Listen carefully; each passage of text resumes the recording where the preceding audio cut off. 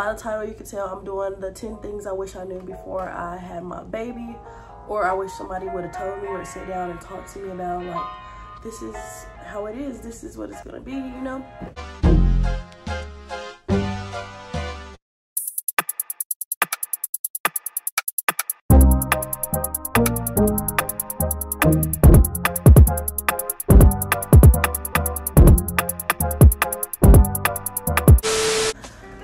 I'm back with another video. My name is Saria. If you're new to my channel, make sure you smack that like, comment, and subscribe button. If you're coming back, welcome back.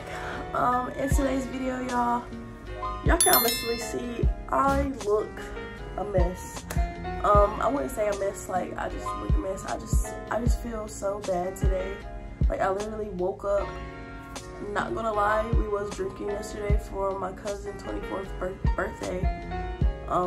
But I thought it was a hangover at first, but now I just feel really bad, like congested.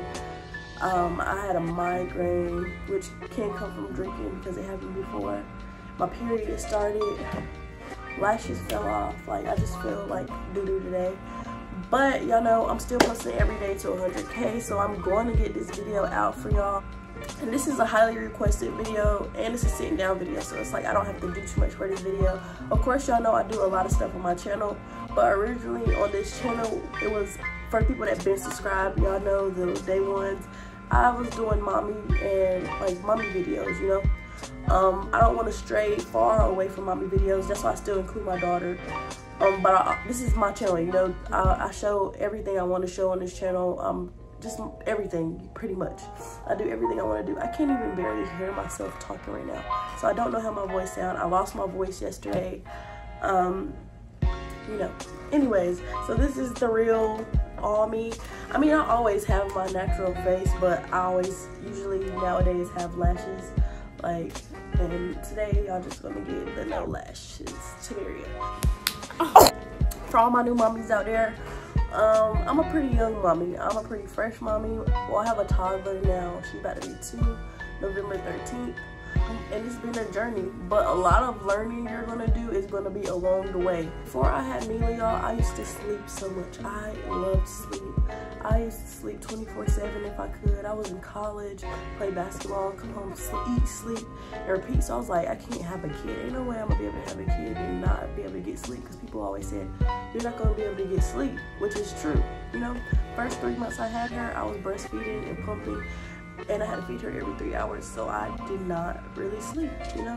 So basically, I'm gonna just get into this video. It's very doable. If I did it, you can do it. You learn along the way, and then when you have your baby, that mommy instinct kicks in. Don't overthink it. It's not that bad. It's not. I mean, it's a lot of work, but it's not bad. Okay, so number 1, breastfeeding does get better. So this is my first of the 10 things I wish I knew. Breastfeeding does get better. When you first start breastfeeding, y'all, it hurts so bad. I made a video about it a long time ago, a while ago. If y'all haven't seen that, y'all go watch that. About my breastfeeding experience. When you first start breastfeeding, it's gonna hurt real bad because it's like your nipples not used to it, and then it's like that moisture. My nipples was cracking and bleeding, and then it's like her little mouth was pinching my nipples. So it hurts so bad at first. Like, it hurt so bad at first. But then I switched to pumping, so I wanted to be able to breastfeed my baby exclusively, or her drink breast milk exclusively. So I started pumping after, like, as soon as I brought her home from the hospital. So breastfeeding does get easier. At 5 months, that's when I switched her back on my boob, which is so backwards. But I relatched her. I kept trying to in between and trying to use the nipple shields because I always wanted that bond. They said when you breastfeed, like, off your boob, you have, like, this is a different bond with your baby. I always wanted that bond, and it was so much easier feeding her off my boob. Like, when I relatched her on my boob at 5 months, I can literally lay down in the middle of the night, because you're not supposed to feed a baby with a bottle laying down. You're supposed to get up and feed them. But when I was feeding out my boob, I could just lay there, still be asleep, pop my boob out, feed her in the middle of the night. She'll eat till she goes to sleep, and then she'll go to sleep. So we both was able to start getting sleep at that point. At night, it's not the end of the world when your baby cry. It's number 2. So this was me. You might not be like me, but if you're a mommy like me, my best friend Golden, I know she was like this too. We just thought it was the end of the world when our baby would cry and not stop crying. We didn't know what they was crying for. I'm just like, oh my gosh, is she not eating enough? Is she not getting enough sleep? Like, what is it? She didn't want to get up. She didn't want me to stand up with her. Like, she didn't want nothing. She would just, sometimes you would just have your baby just be crying for no reason.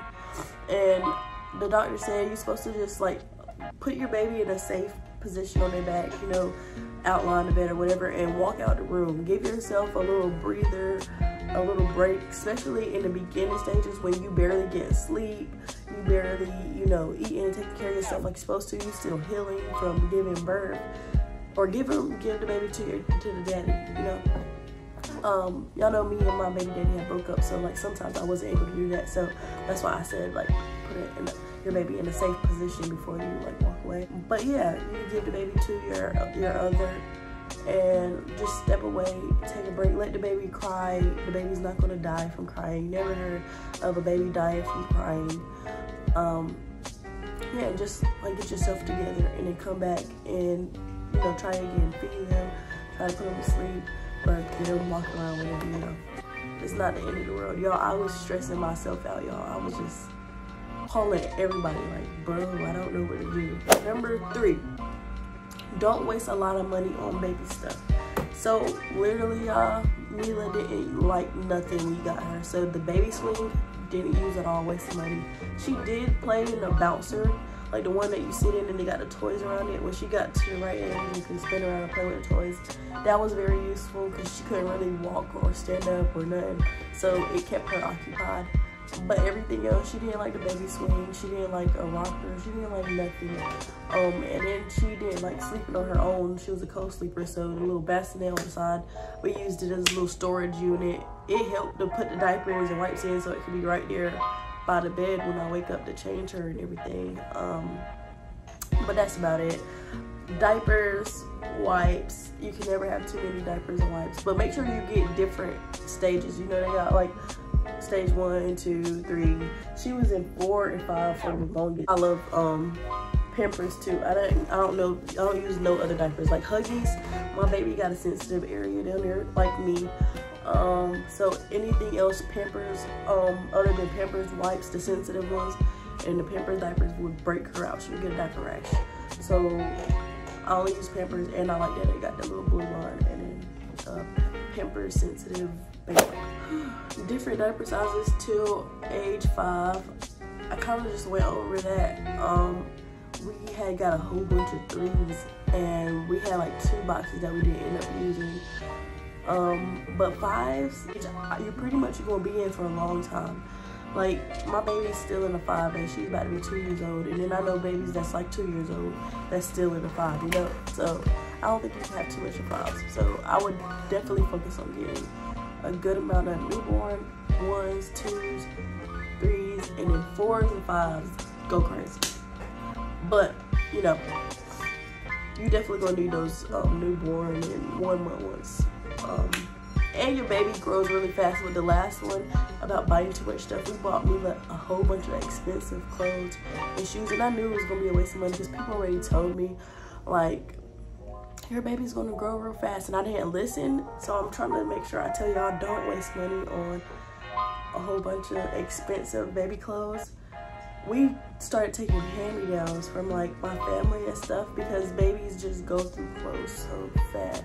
And why go out here and waste money when, you know, my cousin, he had gave us clothes from his little baby girl that she barely even wore. So that's why I be giving away Mila old clothes for free, because it's like, you gonna have to buy them a new pair of clothes, a new wardrobe next month. So I'm sorry y'all if y'all can barely hear me because my nose is stuffed and my ears is not cooperating. Number 5, don't compare your baby growth or your parenting. So I realized this a lot, like especially being an Instagram influencer. A lot of moms like to compare their baby growth and like their parenting skills, or like to give people advice on parenting skills and tell them not to do this, not to do that. Your baby is your baby. The best way you think you can do for your baby, raise your baby, that's what you should do for your baby, you know? What? What? Close the door. Close the door. No. My baby is so mean. But yeah, the best way you feel like parenting your baby, that's how you should parent your baby. Don't let nobody else be like, don't do this, don't do that. Like, I used to think like I was doing stuff so wrong. It's what worked for me and my baby, you know. Don't do this. I mean, there is stuff that you shouldn't do and that you should do. So I would say, like, take advice. Just don't stress yourself out about other people's advice. Like, don't make somebody make you feel bad for the way you parenting your baby, you know. Different cultures, different people have different remedies on how they solve stuff, and it all works out for their baby, you know. So don't sit here and feel bad about like your baby not growing as fast as somebody else's baby, because all babies is different. Like, Mila started walking at 9 months, y'all, but like my friend baby, my mommy friend baby, her baby started crawling at 6 months. Mila didn't start crawling until after she started walking, you know. So it's, your baby's gonna grow at their own pace. There's nothing wrong with your baby. Number 6, baby acne goes away and eczema gets better. So me and my baby daddy, we didn't have eczema when we was babies. So when Mila came out, you can go back far back into like my old videos. Mila had bad eczema, baby eczema. She had bumps all over her face, like on her back, her stomach. Like, her eczema was real bad on her arms, her everywhere. And I used to stress out about it. Still to this day, we still use the same type of lotion. We use different soaps now, so we use Johnson Johnson now, but we was using the Aveeno washing shampoo for the longest, and this Aveeno soap, and it's the only thing that we use for her. They did prescribe us some hydrocortisone, I believe, 0.5%, 0.05%. I don't know. It was something like that to help with her eczema. But I didn't want to use it too much, so once her eczema started getting a little bit better, we just kept using that. So her baby acne ended up going away, and then her eczema, she still has baby eczema. I don't know if that's something she could completely just get rid of, but she does still have like little baby eczema. It's not bad enough. Number 7, you don't have to change your baby diaper every single time they pee. I mean, this might sound nasty, but this is how you spend a whole bunch of money on diapers and waste a whole bunch of money on diapers that you don't need to do. So I'm not saying let your baby sit there and pee, but the diapers are made to absorb pee, a certain amount of pees before you have to change them. When Mila was a newborn, she had a good amount of box of newborn diapers. So I say a good 5 boxes is good for newborn diapers, because by the time they start getting bigger and get to the next month, that's like a box per week. Then you can start moving into the 1 month diapers and folding them down if you have to. But we ran out of newborn diapers because I would literally change Mila diaper every single time she peed, even if it was just a little bit. If I changed her diaper and she peed again, I would change it again, because I was so scared that she was gonna sit and pee, get a diaper rash. And then, you know those commercials where it's like, baby number 1, you're so blah blah blah, you're so yeah, you're so extra with your baby. And then baby number 2, you throwing them in the shower with you. That's what they hate. Every mom goes through postpartum low-key. So postpartum and baby blues. Some moms say they don't. Well, they probably don't. I feel like, okay, so most single moms go through postpartum or baby blues, low-key.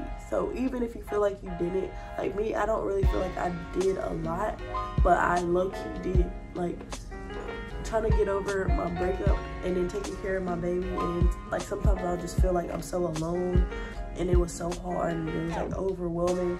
It's kind of a form of postpartum. My best friend had it bad, but she was going through a lot with her baby father.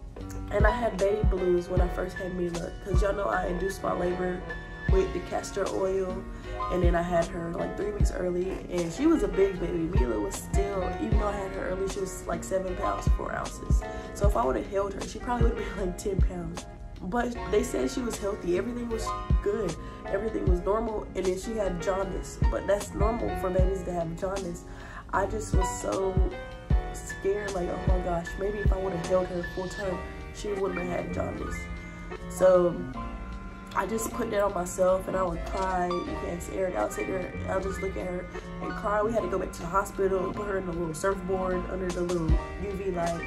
I was crying, but it's normal, and it was probably because like I wasn't making as much milk when I first started breastfeeding her, the colostrum.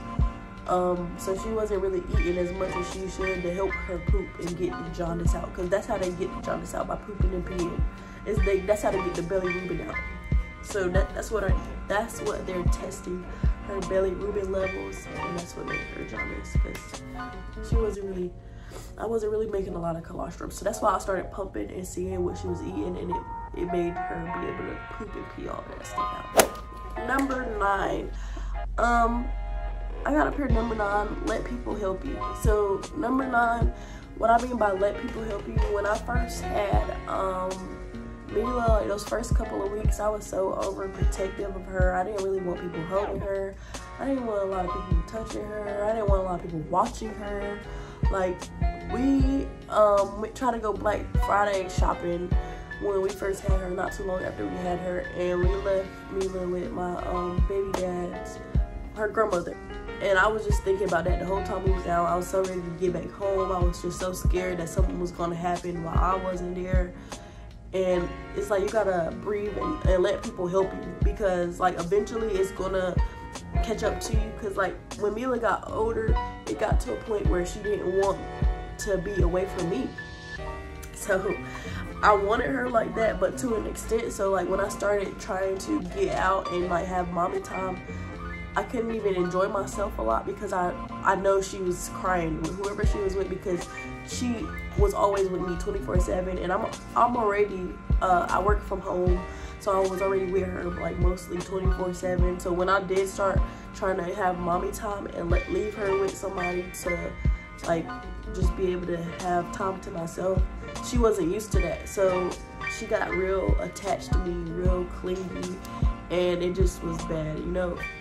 Even co-parenting, like when we first started co-parenting, y'all don't mind my baby hair, we both had a long day, but even when we first started co-parenting, it was hard because she didn't really want to go with her daddy, because she wasn't even used to being with him. She would cry all day, so we had to slowly get her used to spending time with him. Like, she would go with him during the daytime, he'll bring her back at nighttime.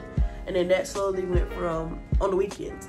So then that slowly went from her staying like one day during the weekend and coming back at nighttime. And then that went from staying the whole weekend. So we had to gradually get her used to spending time with him, because at first she would just cry, and you know, like babies crying, I mean, for a long period of time, it do stress them out. So that's why they say you should baby your baby, you should love your baby.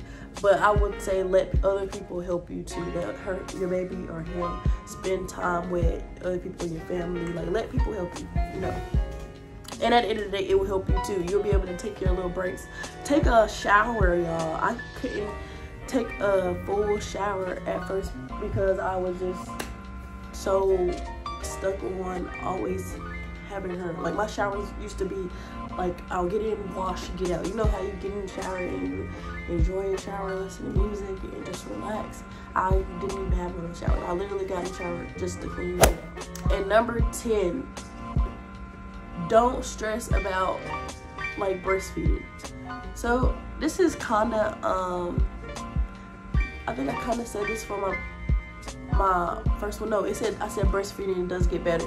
But number 10, don't stress about if you breastfeed or not. Like, a lot of moms, I know that some do want to breastfeed so bad and then be so hurt because they don't make enough milk, or they just can't breastfeed.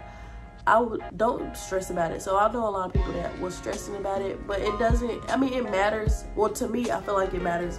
So even if you can make a little bit of milk, I say do both, like formula and the milk that you have. Like, I thank God I luckily was able to breastfeed Mila till she was 1 year old. But don't stress about if you can't breastfeed. As long as your baby's eating, your baby is healthy, you're good. But yeah, just because you can't breastfeed is not the end. And some people even buy, if you can't feed your baby their own breast milk, some people buy other people's breast milk. Like, there's a way you can, like, I made a lot of breast milk I used to make so much breast milk, like the freezer was full of the little breast milk bags. I used to start pumping breast milk down the sink. But I know some people that sell their breast milk when they make that much, so you can go and buy breast milk for your baby, even though I wouldn't really trust everybody's breast milk, because I don't know, I just feel like your breast milk is what is coming out of your body, so whatever you're putting in your body, then that's what's going to be in your breast milk, and you don't know what other people are putting in their body, but it still has those white blood cells that are good for the baby. That's the my last little 10 things I wish I knew before I had my baby. But if you're pregnant right now, or you have your baby and it's hard, and you just like, it gets easier when she started walking and being able to crawl, and we can find stuff to do to distract her, like even though it was Cocomelon, like Cocomelon, it teaches your baby, but even though it's so annoying, it kept her still. Like when I needed to get something done, especially times when I was like by myself and I didn't really have nobody to help me with her at the house, I was just chilling and I needed to like wash her bottles out or something, I'll turn on Cocomelon, put her in her little bouncer, and she'll be good. You know, it gets easier. If I can do it, you can do it. It's not the end of the world. It actually is the best thing that ever happened to me. I feel like it made my life better. Not saying if you're watching this and you don't have a baby yet, go out and have a baby, because it definitely limits a lot of stuff. Like, even though you have a baby, your life is not over, but it does keep you from doing a lot of stuff that you was able to do before. Like, now you have to find babysitting. But yeah, that's the end of this video. I hope y'all enjoyed. Make sure y'all smack that like, comment, and subscribe button. I appreciate y'all. We on the road to 100K. Posting every day. Y'all know all my videos is not going to be mommy videos. But for more mommies, I hope y'all enjoyed this video. I love y'all. Bye.